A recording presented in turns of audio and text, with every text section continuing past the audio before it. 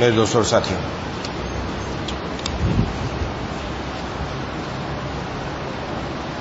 یوں تو اللہ تبارک و تعالیٰ کی رحمتیں اپنے بندوں پر روزانہ نازل ہوتی ہیں، لیکن کچھ خاص دنوں میں، خاص راتوں میں، خاص مہینوں میں اللہ تبارک و تعالی کی شان رحمت بندوں پر جھوم جھوم کر برستی۔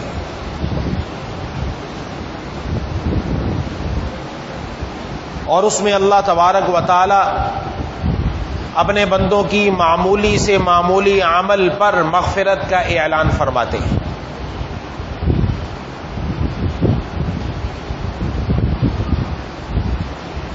وہ دن اور وہ راتیں اللہ تبارک و تعالی ایک بار پھر مجھے اور آپ کو عطا فرمانے والے ہیں کہ جو ماہ رمضان المبارک کے نام سے موسوم ہے،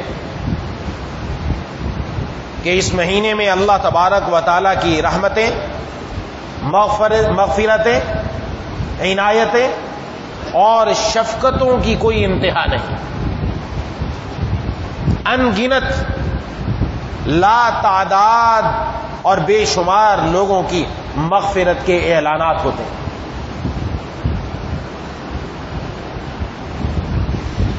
لیکن اس مہینے سے فائدہ کون اٹھائے گا؟ یہ مہینہ میری اور آپ کی زندگی میں ایک دو بار نہیں، بار بار آ چکا، کئی بار آ چکا، دسیوں مرتبہ ہماری زندگی میں یہ مہینہ آیا اور نکل گیا۔ لیکن آیا ہم نے اس مہینے سے فائدہ اٹھایا؟ اس مہینے سے ہم نے اپنے اندر کوئی چیز حاصل کی؟ رب تعالی کی طرف سے جہنم سے آزادی کا پروانہ حاصل کیا؟ اس مہینے کے گزرنے کے بعد ہماری زندگیوں میں چلنے پھرنے، جاگنے، سونے، اٹھنے بیٹھنے اور کمانے میں کوئی واضح فرق نظر آیا؟ تو ہم جب اپنے اندر غور کرتے ہیں جواب ملتا ہے نہیں، کچھ نہیں۔ کیوں؟ وجہ یہ ہے کہ جب یہ مہینہ شروع ہوتا ہے تو ہم سوچتے ہیں کہ اس سے فائدہ اٹھائیں۔ جب شروع ہوتا ہے، شروع ہونے کے بعد سوچتے ہیں کہ فائدہ اٹھائیں اور کیسے اٹھائیں۔ بس وہ جب بندہ یہ سوچتا رہتا ہے، یہ سوچتا ہے، اور ادھر مہینہ ختم ہو جاتا ہے۔ دنیا کے اندر بازاروں میں عام دیکھتے ہوں گے آپ، کہتے ہیں بھی سیزن کا مہینہ آیا ہے،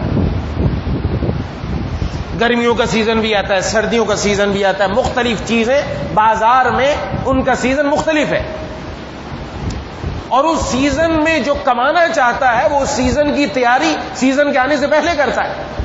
یہ دنیا کا دستور ہے۔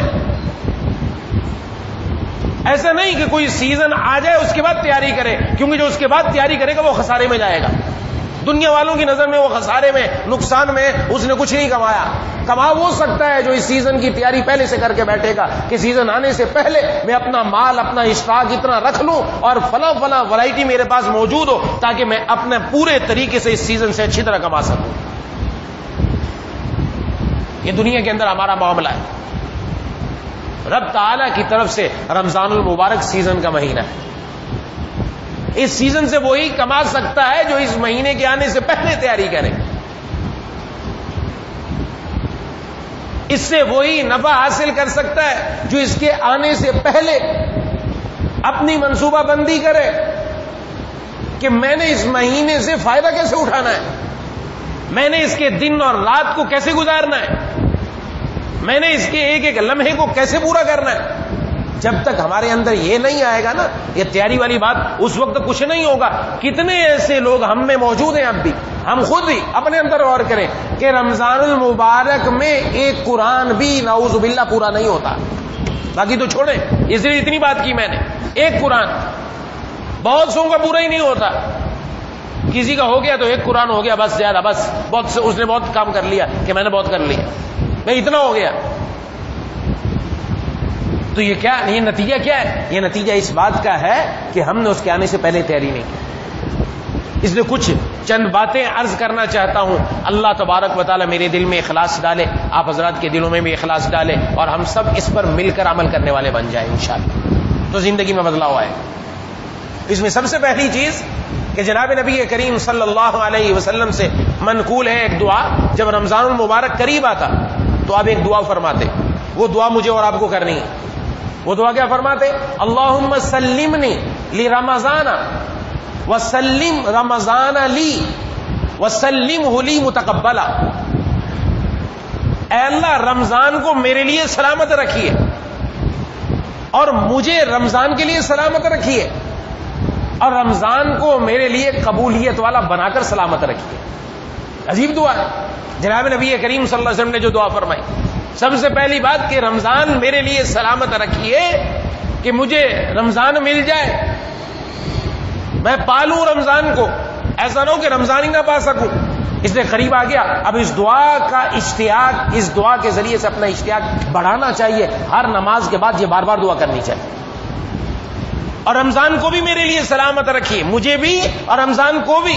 رمضان میرے لیے کیسے سلامت رہے کہ رمضان آیا, نعوذ باللہ خدا نہ خواستہ ہماری زندگی جو کی تو ویسی کی ویسی گزرتی رہی, تو رمضان سلامت نہ رہا.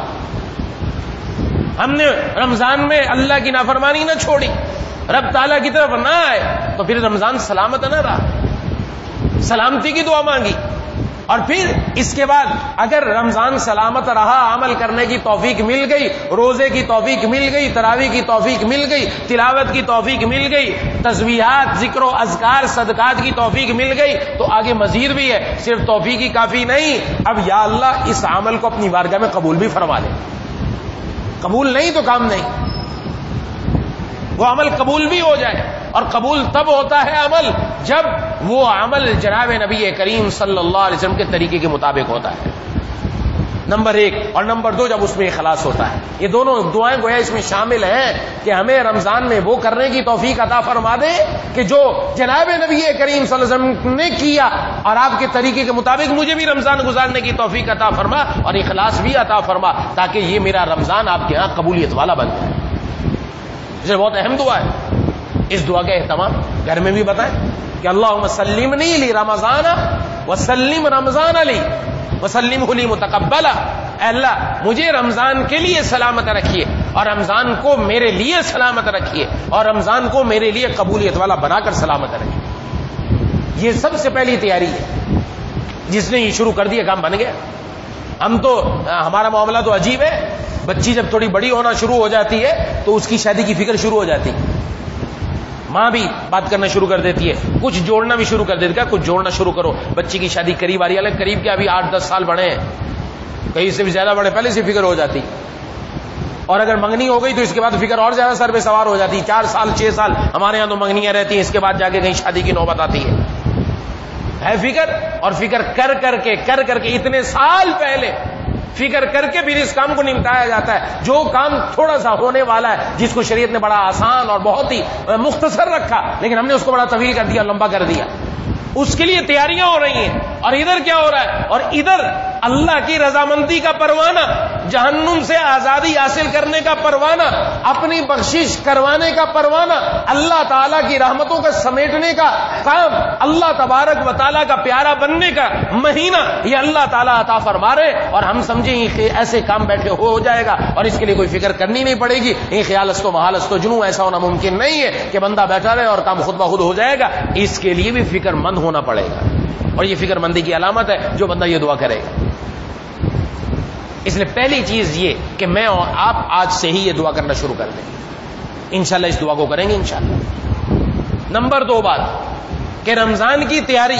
رمضان کی تیاری کیا ہے, اس میں بہت ساری چیزیں ہیں, چند عرض کر دیتا ہوں. رمضان کی تیاری میں کہ ماہ مبارک کے شروع ہونے سے پہلے گھر کے کام اور ملاقاتیں نمٹا لی جائیں. بہت سارے کام ہمارے پھیلے ہوئے. مثلا گھر کے کاموں میں کیا آئے گا, گھر کے کاموں میں سحری اور افطاری کا سامان مہیا کرنا یہ ضروری ہے. گھر کے لیے جتنا ماہانہ راشن ہے وہ پہلے ہی لا کر گھر میں رکھ دیا جائے کہ رمضان میں بازار جانے کی نوبت نہ آئے, پہلے سے انتظام ہو جائے. یہ انتظام ہو جائے, یہ راشن اسٹاک ہو رہا ہے, تیاری ہو رہی ہے. سیزن کی تیاری کے لیے یہ اسٹاک کیا جا رہا ہے. ایسے عید کی تیاری کے لیے عید کے کپڑے لینے, کوئی اور چیزیں لینی ہے, وہ بھی لے کر رکھ لی جائے. جو بھی چیز لینی, جوتے لینے, کچھ بھی لینا ہے, تیاری منع نہیں, منع کرے, لیکن رمضان کو اس تیاری کے اندر خرچ نہ کرے, بلکہ رمضان کو اللہ کی فرما برداری میں خرچ کرے. ہمارا رمضان یہ سارا کا سارا خاص طور پر وہ عشرہ جو صرف بندے اور اللہ تبارک و تعالیٰ کے درمیان ہونے والا تھا, جس کے اندر اعتکاف رکھا گیا کہ جناب نبی کریم صلی اللہ علیہ وسلم اعتکاف آخری 10 دن بیٹھتے تھے. آخری عشرہ بندہ اور مولا ہو, وہ ہمارا آخری عشرہ وہ بازاروں کو آباد کرنے کے اندر گزرتا ہے. وہ اس لیے نہیں دیا. بازار اللہ تعالیٰ کے نزدیک سب سے زیادہ ناپسندیدہ ترین جگہ, سب سے زیادہ اور سب سے پیاری جگہ کون سی ہے؟ یہ مساجد. یہ سب سے محبوب اور سب سے پسندیدہ جگہ اللہ تعالیٰ کو یہ مساجد. اب جو بندہ یہ تیاری کر لے گا تو ظاہر ہے اس کا وقت بچا کہ نہیں بچا. وہ اپنا وقت اللہ کی رضامندی میں, تلاوت میں, تسبیحات میں, ذکر و اذکار میں, نوافل کے اندر, اپنی قضا نمازوں کی ادائیگی کے اندر پورا کرے گا. وہ یقیناً رمضان سے پورا فائدہ اٹھانے والا ہے انشاءاللہ. ہو سکتا ہے رمضان میں کوئی اچانک ضرورت پڑ جائے کسی چیز کی تو بندہ جائے 2-4 منٹ میں کام کر کے واپس. گھروں میں بھی بتانا چاہیے, عورتوں کو بھی یہ مصیبت ہے. انہوں نے جانا رمضان کے اندر نکلنا ہے, سارا وقت برباد کر کے آئیں گی. اور کیا ہوگا وہاں بازاروں کے اندر, کیا ہوگا؟ نامحرم مردوں کے دھکے ملیں گے. وہاں ان کے ساتھ 2-4 روپے, 10 روپے, 20 روپے کم کرانے کے لیے ان کی لیپا پوتی کی جائے گی, ان کے سامنے لجاجت کی جائے گی. کیا فائدہ کہ جی ورائٹی نہیں ملتی. ورائٹی اس وقت آتی ہے, ورائٹی سر میں مارنی ہے. ورائٹی کیا کریں گے ہم؟ قبر میں جا کے کام آئے گی. ورائٹی کیا بیچتی ہے یہاں پر؟ وہ وقت جو ہم نے ورائٹی خریدنے کے لیے لگانا, وہ ذرا رب تعالیٰ کے سامنے آ کر لگا دو, اس کے بدلے میں خود اللہ تعالیٰ کی ذات مل جائے گی بندے. وہ کیا بیچتی ہے اللہ کے سامنے؟ یہ اس چکر نے ہمیں مار دی ہے. دنیا کے سارا ریا, نام و نمود اور دکھلاوا اتنا آ چکا کہ ہم سب اپنے آپ کو برباد کر رہے ہیں. برانڈ کا شوق ہے, برانڈ لے کے آنی ہے, فلانی برانڈ کی میں تو قمیض لاؤں گی اور فلانی برانڈ کے کپڑے لائیں گے. اور برانڈوں کے چکر میں رہ گئے. جب قبر کے اندر جانا ہے تو کون سی برانڈ والا کفن جائے گا صاحب, بتا دے, پتہ چل جائے گا. کیا کریں گے؟ ہمیں ان چیزوں نے مار دیا. خدا کے لیے عرض کر رہا ہوں, یہ رمضان المبارک یہ دنیا کے لیے نہیں. 11 مہینے ہم نے اپنی مرضی کے مطابق گزارے, رب تعالیٰ سے دوری کے اندر, رب تعالیٰ سے دور. یہ 1 مہینہ اس لیے دیا کہ بندہ اپنے مقصد زندگی کی طرف واپس آ جائے, اور مقصد زندگی رب کی بندگی ہے, رب تعالیٰ کی عبادت, اللہ کی فرما برداری ہے. اس مہینے میں بس بندہ اور اس کا مولا اللہ تعالیٰ کی طرف آ کر وہ اپنے اللہ کو راضی کرنے والا بن جائے, اور پہلے سے بڑھ کر اپنے رب کا پیارا بن جائے. اس لیے اللہ تعالیٰ نے عطا فرمایا. اگر رمضان بھی ویسے ہی گزرنا ہے جیسے عام دن ہے, تو رمضان اور عام دنوں میں کیا فرق ہوا بھیا؟ کوئی فرق نہیں. خود سوچے, خود اپنے آپ سے سوال کریں, میں اپنے آپ سے سوال کروں, آپ سوال کریں. رمضان اور عام دن اگر ہماری عبادت کا آپس میں فرق نہیں ہوتا, وہی چل رہا ہے جو اس وقت تھا, تو پھر اس رمضان کے آنے سے میری زندگی میں کوئی تبدیلی نہیں ہے. اس میں خدا کے لیے یہ سوچیں, یہ سمجھیں کہ رب تعالیٰ دنیا میں اپنی بندگی کے لیے پیدا کیا. ہر وقت یہی سوچنا کہ مال آ جائے, مال آ جائے, مال آ جائے. ہر وقت یہ سوچ ہمارے اوپر اتنی سوار ہو گئی کہ وہ مہینہ جو رب تعالیٰ کی بندگی کا تھا وہ بھی ہم نے دنیا کی نظر کر دی. یہاں تک کہ پہلے دکان اگر رات کو 10 بجے بند ہوتی تھی, پھر 12 بجے رمضان میں شروع ہو جاتی ہے, رات کو 2 بجے بند ہوتی ہے, اب ساری رات ہی کھلتی ہے آخری دنوں میں. کیا ہو رہا ہے؟ دنیا کمائی جا رہی ہے. کتنی راتیں رب تعالیٰ کے لیے جاگی ہیں, کتنی مرتبہ رات رب تعالیٰ کے سامنے بیٹھ کر رونے اور آہوزاری اور اشکباری کے اندر گزاری. کتنے بجے تک, 12, 1, 2 بجے تک رب تعالیٰ کے سامنے سجدے کے اندر سر سجود رہے. ہے کوئی راتیں ایسی, کچھ دن, کچھ لمحات ہمارے پاس ایسے جس کو اپنی انگلیوں میں شمار کر سکیں کہ اپنی زندگی میں کچھ ایسے قیمتی لمحات بھی ہیں جو میں نے اپنی زندگی کے اپنے مولا کے اوپر فدا کیے. اس لیے تیاری کا حصہ یہ جو دنیا کے کام نمٹانے والے وہ سارے کے سارے رمضان سے پہلے, ابھی دن باقی ہے, انتظام کر لیا جائے. کچھ نہ کچھ تو قدم بڑھائیں, کچھ نہ کچھ تو کریں, کچھ نہ کچھ تو وقت ہمارا بچے کہ اس وقت کو ہم اللہ تعالیٰ کی فرما برداری کے اندر لگائیں, تلاوت میں لگائیں, رب تعالیٰ کے احکامات پر عمل کرنے میں لگائیں.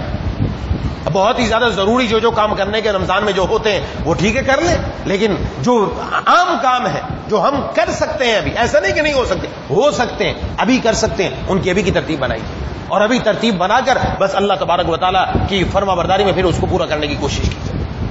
یہ دوسرا کام جو سب سے اہم ہے, جس کے اندر سب سے زیادہ ہمارا وقت برباد ہوتا ہے, گھروں میں بھی یہی حالت ہے. سحری افطاری کے چکر میں عورتیں مسیسی میں پوری ہیں, کھانے پینے کے پکانے کے چکر میں پوری ہیں, رات کو وہ تھک جاتی ہیں. تراویح کا کوئی پتہ نہیں کہ تراویح بھی پڑھنی ہے کہ نہیں پڑھنی, کا ہم تھک گئے. مرد بھی وہ تراویح پڑھنے کے لیے آتے ہیں تو ایسی جگہ ڈھونڈتے ہیں کہ ایسی جگہ مل جائے جہاں پر بس آدھے گھنٹے کے اندر کام پورا ہو جائے اور 20 رکعت تراویح ختم کر کے اس کے بعد دوبارہ کام پر چلے جائیں. رب تعالیٰ کے سامنے آدھا گھنٹہ کیا 1 گھنٹہ آدھا گھنٹہ کھڑا ہونا مشکل نظر آتا ہے, اور اپنی دکان کی سیل مینی کرتے ہوئے وہاں پر کھڑے کھڑے پوری رات بھی گزر جائے تو ٹانگوں پر تھکاوٹ محسوس نہیں ہوتی, تھکاوٹ کے آثار محسوس نہیں ہوتے, کوئی چڑچڑاپن کوئی الجھاؤ دل میں نہیں آتا, وہاں بڑے مزے سے کھڑا ہے. لیکن رب تعالیٰ کے سامنے کھڑے ہو کر طبیعت کے اندر الجھاؤ اور چڑچڑاپن اور تھکاوٹ کے آثار نظر آنے شروع ہو جاتے ہیں. کس بات کی علامت ہے؟ علامت اس بات کی ہے کہ دل میں دنیا خوب کوٹ کوٹ کر بڑی ہوئی ہے. رب تعالیٰ کی جو محبت دل میں ہونی چاہیے وہ والی مقدار ہمارے دل میں موجود نہیں جو رب تعالیٰ کے سامنے کھڑا ہونے پر اس کو مجبور کر دیتی ہے. اس لیے خدا کے لیے اب اللہ تبارک و تعالیٰ کے یہ جو بہت ہی عظیم و شان تحفہ ہے, ایسا تحفہ ہے کہ اس تحفے کی پوری بات کہ رب تعالیٰ کیا دینا چاہتے ہیں بیان نہیں کی جا سکتی. کیا دے رہے ہیں رب تعالیٰ اس میں, یہ اسی کو پتا ہے جو اس سے حاصل کرے گا. اس لیے اس نایاب تحفے کی قدر کی جائے جو رب تعالیٰ کی طرف سے. جناب نبی کریم صلی اللہ علیہ وسلم نے تو نماز کے بارے میں ارشاد فرمایا, نماز کے بارے میں کہ تم جب نماز پڑھو, ایک صحابی نے عرض کی کچھ وصیت کر دیجئے. وصیت فرمائی. کیا وصیت فرمایا؟ نماز ایسے پڑھو جیسے تمہاری زندگی کی آخری نماز ہو, جیسے تم الوداع کہنے والے ہو, رخصت ہونے والے ہو, ایسے نماز پڑھو. ایک نماز سے دوسری نماز میں وقفہ زیادہ نہیں, لیکن اس کے باوجود یہ ارشاد فرمایا جا رہا ہے ہر نماز اس انداز میں پڑھو, آخری نماز ہے, نہ جانے اس کے بعد تمہارا بلاوا آ جائے. اور رمضان المبارک کے بعد دوسرا رمضان, پورے سال کا وقفہ ہے بیچ میں 11 مہینے کا, اور دنیا سے رخصت ہونے کا چانس زیادہ ہے کیونکہ وقت زیادہ ہے اس میں. نماز سے دوسری نماز کا وقت کم ہے, ہو سکتا ہے مل جائے ٹائم, لیکن یہاں پر وقت زیادہ ہے. تو جب نماز کے لیے یہ حکم ہے تو پھر رمضان تو اس سے آگے بڑھ کر ایسا گزارنا چاہیے گویا میری زندگی کا آخری رمضان, اس کے بعد مجھے ملنے والا نہیں. ہم کیا, ہمیں کیسے پتہ چلے گا؟ پتہ ایسے چلے گا, پھانسی والے وارڈ میں چلا جائے بندہ جیل کے اندر اور جا کر معلومات کرے جس آدمی کو پھانسی ہونی ہے صبح کو, اس کی رات کیسے گزرتی ہے. جس کو پتہ ہے صبح مجھے پھانسی پر لٹک جانا ہے, بس ختم, میرا ٹائم ختم ہو گیا. بہت سارے لوگ ایسے ہیں جو اس وقت توبہ کرتے ہیں, اللہ سے معافی مانگ کر اپنے گناہوں کی جاتے ہیں. اس وقت دیکھو ان کے وہ لمحات کیسے گزرتے ہیں, وہ اپنا ایک ایک لمحے کی قدر کرتے ہوئے, اور کس دل کی چاہت کے ساتھ اور کس خوف کے ساتھ اور کس طرح رو کر اللہ تعالیٰ سے دعائیں مانگ رہا ہے, کیونکہ اس کو پتا ہے ختم ہو گیا کام.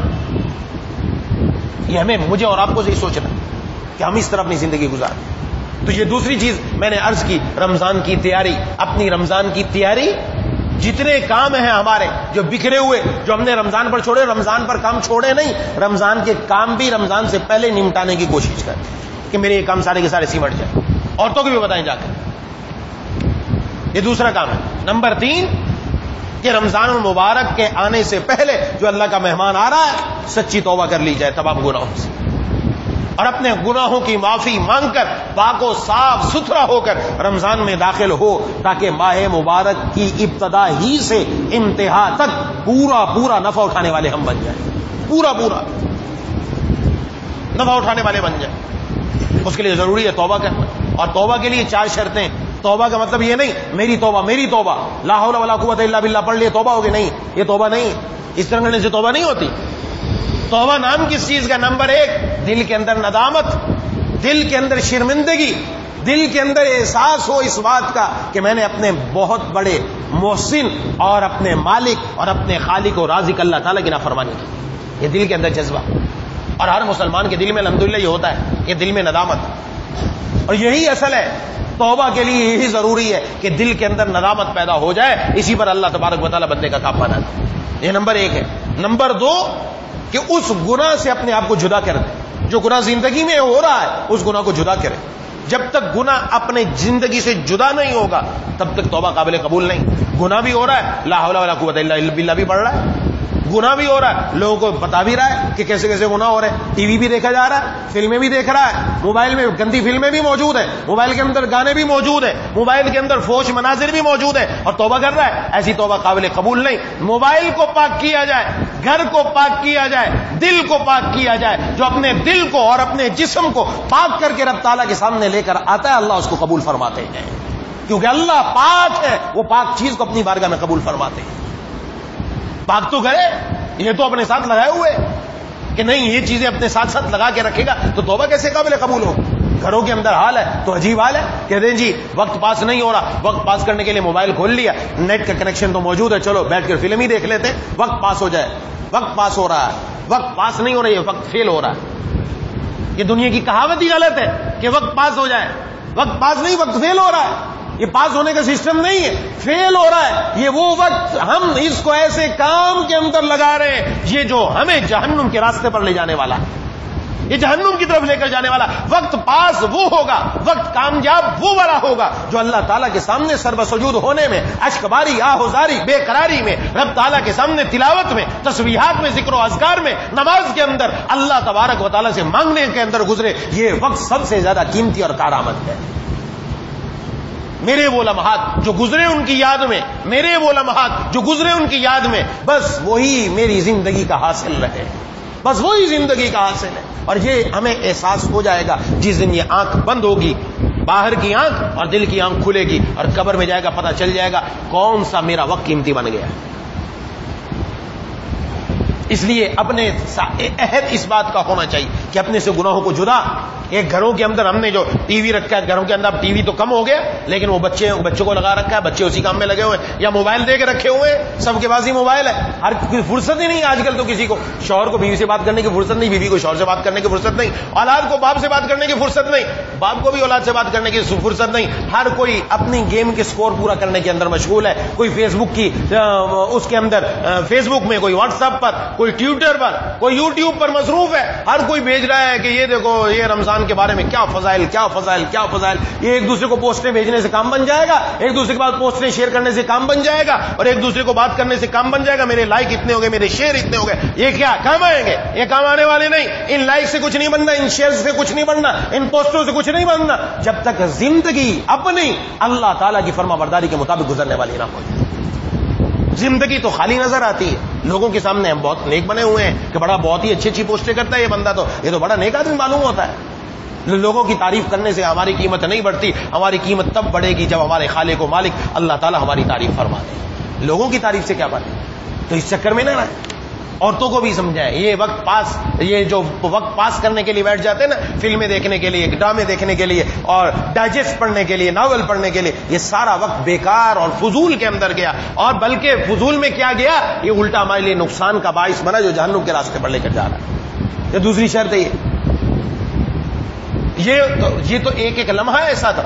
اس ایک ایک لمحے میں ہم نہ جانے کتنی نیکیاں کما لیتے. جناب نبی کریم صلی اللہ علیہ وسلم نے ارشاد فرمایا, ایک روایت کے اندر, مسلم شریف کی حدیث ہے, کہ تم میں سے کوئی عاجز ہے اس بات سے کہ روزانہ 1000 نیکی کما لے, 1000 نیکی کما لے. حضرات صحابہ کرام رضوان اللہ علیہم اجمعین عرض کرتے ہیں کہ ہم بیٹھے ہوئے تھے تو ایک صحابی نے پوچھ لیا کہ روزانہ 1000 نیکی کیسے کما سکتے ہیں؟ تو بڑا مشکل کام معلوم ہوتا ہے 1000 نیکی.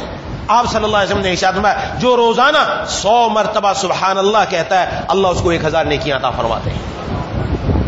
کیا ہوا؟ تو بہت لمبا کام ہو گیا. اور ایک اور ضعیف حدیث کے اندر ہے, ضعیف حدیث ہے کہ جس شخص نے یہ کلمہ ایک بار پڑھا, اس کے لیے 1 منٹ بھی نہیں لگتا, لا الہ الا اللہ وحدہ لا شریک لہ احد صمد لم یلد ولم یولد ولم یکن لہ کفوا احد. جس نے یہ کلمہ ایک بار پڑھا اللہ تعالیٰ اس کو 20 لاکھ نیکیاں عطا فرماتے. کتنی 20 لاکھ؟ کتنا وقت لگا اس کے اوپر؟ منٹ بھی پورا نہیں. ہم تو مائل بکرم ہے, کوئی سائل ہی نہیں. یہ رب تعالیٰ کی طرف سے صدا ہے. ایک ایک لمحے میں کیا کچھ دیا جا رہا ہے. ہم تو مائل بکرم ہے, کوئی سائل ہی نہیں. راہ دکھائیں کسے, کوئی راہ رو منزل ہی نہیں. راہ کسے دکھائیں؟ کوئی چلنے والا تو ہو منزل کی طرف جس کو راہ دکھائی جائے. کوئی قابل ہو تو ہم شان کہی دیتے ہیں, کوئی قابل ہو تو ہم شان کہیں دیتے ہیں، ڈھونڈنے والوں کو دنیا بھی نہیں دیتے ہیں. آئے تو صحیح اس در پر، ان کو ہم بہت کچھ دیں گے اور اس دنیا سے بڑھ کر عطا فرمانے والے ہیں. تو کیا کچھ مل رہا ہے اس کے اوپر جناب نبی کریم صلی اللہ علیہ وسلم نے ایک اور حدیث میں ارشاد فرمایا، چوتھا کلمہ سب کو یاد ہوتا ہے کہ جس شخص نے یہ کلمہ کہا لا الہ الا اللہ وحدہ لا شریک لہ لہ الملک ولہ الحمد وہو علی کل شیء قدیر، 100 مرتبہ کہا. فرمایا یہ ایسا ہے گویا اس نے اللہ کے راستے میں 10 غلام آزاد کر دیے، اس کو 100 نیکیاں عطا کر دی گئیں، اس کے 100 گناہ معاف کر دیے گئے، اور اس دن شیطان سے وہ محفوظ رہے گا یہاں تک کہ شام ہو جائے. یہ کلمہ سب کو یاد ہے، 100 مرتبہ پڑھنے پر کیا وقت لگے گا اور اس میں کیا کچھ عظیم و شان اجر مل رہا ہے. یہ وقت ہے، یہ ہے کارآمد، یہ وقت ہے قیمتی بن گیا. یہ وقت اس طرح قیمتی بنا سکتے ہیں کہ معمولی اعمال کی بدولت اللہ تعالیٰ بندے کو کیا کچھ عطا فرما دے. تو دوسری شرط عرض کی کہ گناہ سے جدا ہو جائے. نمبر 3، تیسری شرط کہ اپنے دل میں پختہ ارادہ ہو کہ آج کے بعد یہ گناہ نہیں ہوگا. پختہ ارادہ کر لے کہ آج کے بعد یہ گناہ نہیں کروں گا. پختہ ارادہ اپنا کر لے، مانگ اللہ سے لے، یا اللہ میں کمزور، میرا ارادہ کمزور، میری ہمت کمزور، جب تک آپ کا فضل، آپ کی توفیق شامل حال نہ ہو میں اپنے ارادے پر پورا نہیں اتر سکتا. ارادہ میں نے کیا ہے، کام آپ بنا دیجئے. ارادے کے اندر مضبوطی، ہمت کے اندر قوت آپ عطا فرما دیجئے تاکہ میں اپنے اس ارادے کے اندر پکا ہو جاؤں کہ آج کے بعد انشاءاللہ میں کوئی گناہ نہیں کروں گا. انشاءاللہ اپنے آپ کو جدا رکھیں گناہ کے ماحول سے، گناہ کے ماحول سے. یہ ضروری ہے، اس کے بغیر کام نہیں بنے گا. اور نمبر 4، یہ 3 شرطیں ہوئی. نمبر 4، اگر کسی کا حق مارا ہے یا اللہ تعالیٰ کے حقوق میں کوتاہی کی ہے تو اس کوتاہی کو ختم کر کے ان کی قضا کرے. مثلا نماز ذمے میں قضا ہے، روزے ذمے میں قضا ہے، زکوٰۃ ادا نہیں کی کئی سالوں سے، ان کی ترتیب بنائے. جو ترتیب بنانے والا ہے اللہ تعالیٰ ضرور کامیاب فرما دیتے ہیں. بہت سارے لوگ ایسے موجود ہیں میرے سامنے اور آ کر خود اطلاع بھی دیتے ہیں، پوچھتے بھی رہتے ہیں کہ ماشاءاللہ عمر ہو گئی لیکن اپنی نمازیں قضا کرنی شروع کی، آج الحمدللہ ان کے ذمے کوئی قضا نماز باقی نہیں ہے. ماشاءاللہ ایسے موجود ہیں، ایسے افراد اسی محفل میں موجود، مجلس میں ایسے لوگ موجود ہیں کہ کوئی نماز قضا ہی نہیں، ماشاءاللہ ساری نمازیں پوری ہو گئی، روزہ کوئی قضا ہی نہیں رہا، ایسا ایسا پورے ہو گئے الحمدللہ، زکوٰۃ ذمے میں ہے ہی نہیں یہ. اور کسی کا حق مارا ہے، کسی کا پیسہ مارا ہے، کسی کا حق غصب کر لیا، بہنوں کا حق غصب کر لیا، بہنوں کو حق نہیں دیا، بیٹیوں کو حق نہیں دیا. یہ جس طرح کے جتنے بھی معاملات ہیں یہ سارے معاملات ختم کرے کہ جن کا جو حق بنتا ہے وہ ان کو دے دے. جب یہ 4 کام ہو گئے اللہ تعالیٰ ضرور اس بندے کی توبہ قبول فرما لے، ضرور اللہ تبارک و تعالیٰ اس کو اپنے پیاروں میں بنائے. تو اب خلاصہ اس بات کا یہ ہوا کہ رمضان المبارک کے لیے پہلا ایک دعا کرے، اللہم سلمنی لی رمضان وسلم رمضان علی وسلم لی متقبلا. اور نمبر 2، رمضان کی تیاری کے لیے جتنے کام ہمارے بکھرے ہوئے جو ہم نے رمضان پر چھوڑ رکھے رمضان پر نہیں، اس سے پہلے سارے کام نمٹانے کی کوشش کریں. اور نمبر 3، سچی توبہ کریں. یہ 3 کام کر لیے، بقیہ کام انشاءاللہ رات کو بعد نماز عشاء عرض کروں گا. دعا ہے کہ اللہ تبارک و تعالیٰ مجھے اور آپ کو ان باتوں پر عمل کرنے کی توفیق نصیب فرمائے. وآخر دعوانا الحمد للہ رب العالمین. إياك نعبد وإياك نستعين اهدنا الصراط المستقيم صراط الذين أنعمت عليهم غير المغضوب عليهم ولا الضالين. اللهم صل على سيدنا مولانا محمد وعلى آل سيدنا ومولانا محمد وبارك وسلم. ربنا اغفر لنا ذنوبنا وكفر عنا سيئاتنا وتوفنا مع الأبرار. ربنا لا تزغ قلوبنا بعد إذ هديتنا وهب لنا من لدنك رحمة إنك أنت الوهاب. اللهم إنا نسألك رضاك والجنة. اللهم إنا نعوذ بك من سخطك والنار. اللهم ألهمنا رشدنا وقنا شرور أنفسنا. اللهم ارحمنا بترك المعاصي ولا تشقنا بمعصيتك. اللهم الطف بنا في تيسير كل عسير فإن تيسير كل عسير عليك يسير. ونسألك اليسر والمعافاة في الدنيا والآخرة. اللهم سلمنا لرمضان وسلم رمضان لنا وسلمه لنا متقبلا. یا الہ العالمین، یا ارحم الراحمین، یا ذا الجلال والاکرام، ہم سب کے تمام صغیرہ کبیرہ گناہوں کو معاف فرما دیجیے. یا الہ العالمین، یا ذا الجلال والاکرام، جو کچھ میں نے کہا ساتھیوں نے سنا، ہم سب کے کہنے سننے میں اخلاص پیدا فرما کر اس پر عمل کرنے کی توفیق نصیب فرما دیجیے.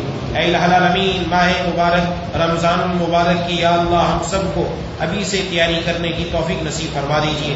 یا اللہ اس نایاب تحفے کی خوب قدر کرنے کی توفیق نصیب فرما دیجیے. اے الہ العالمین اے ارحم الراحمین ہم میں سے جو بیمار ہے، گھروں میں جو بیمار ہے، دوست و احباب میں جو بیمار ہے، جنہوں نے اپنے بیماروں کے لیے دعا کے لیے کہا یا کہنا چاہتے تھے نہیں کہہ سکے، یا امید رکھتے ہیں یا پیغام پہنچایا نہ پہنچ سکا، سب کو شفائے کاملہ عاجلہ مستمرہ نصیب فرما دیجیے۔ 2 مہینے کی ایک بچی ہے، اس کو ڈاکٹروں نے جواب دے دیا، یا الہ العالمین شفا آپ ہی کے قبضہ قدرت میں ہے، یا اللہ اس بچی کو مکمل پہلے سے بڑھ کر صحت نصیب فرما دیجیے۔ اسی طریقے سے بعض ساتھیوں نے کسی کی والدہ ہسپتال میں داخل ہے، انہوں نے بھی دعا کے لیے کہا ہے، یا الہ العالمین ان کو بھی مکمل صحت کاملہ عاجلہ مستمرہ نصیب فرما دیجیے۔ اے الہ العالمین اور بھی جو لوگ یا اللہ ہسپتالوں میں داخل ہے، ان کا جو علاج چل رہا ہے، یا اللہ اسی علاج کے اندر شفا رکھ دیجیے۔ اے الہ العالمین اے ارحم الراحمین معاذ اور اس کی والدہ نے اپنے دعا کے لیے کہا ہے، یا اللہ ان کی تمام پریشانیاں دور فرما کر یا اللہ جس مقصد کے لیے وہ چل رہے ہیں ان کو اس مقصد میں کامیاب نصیب فرما دیجیے۔ اے الہ العالمین اے ارحم الراحمین یا ذا الجلال والاکرام یا ارحم الراحمین ہم میں سے جن کے والدین زندہ ہیں، ہم ان کو اپنے والدین کی آنکھوں کی ٹھنڈک بنا دیجیے۔ یا اللہ والدین کی ہر بیماری، تکلیف، پریشانی، دکھ درد دور فرما دے، ان کی کمزوری کو قوت میں تبدیل فرما دے، ان کی بیماری کو صحت میں تبدیل فرما دے۔ مولا کریم الہ العالمین اور ہماری اولاد کو ہماری آنکھوں کی ٹھنڈک بنا دیجیے۔ یا اللہ ہماری اولاد کو یا اللہ ہماری آنکھوں کا تارا اپنا پیارا بنا لیجیے۔ اے الہ العالمین اے ارحم الراحمین یا ذا الجلال والاکرام دنیا میں کسی کا محتاج نہ بنائیے، صرف اپنا محتاج رکھیے۔ ماہانہ سالانہ یومیہ خرچے بآسانی پورے فرما دیجیے۔ حاسدین کے حسد، شریروں کے شر، نظر بد سے ہماری حفاظت فرما۔ فتنہ انگیزوں کے فتنہ پھیلانے سے، ان کے فتنے سے ہم سب کی حفاظت فرما۔ یا اللہ دائیں بائیں اوپر نیچے سامنے پیچھے ہر طرف نور پیدا فرما دے۔ یا اللہ سلامتی اعضاء سلامتی ایمان کے ساتھ زندہ رکھیے، سلامتی اعضاء سلامتی ایمان کے ساتھ دنیا سے اٹھائیے گا۔ قلب سلیم، فہم سلیم، عقل سلیم عطا فرما، عقل سلیم پر فضل عظیم عطا فرما۔ مولا کریم اس مسجد کو، دنیا کی تمام مساجد کو اپنے پیاروں کے سجدوں سے آباد فرما۔ یا اللہ دین کا کام عزت کے ساتھ، استغنا کے ساتھ کرنے کی توفیق نصیب فرما۔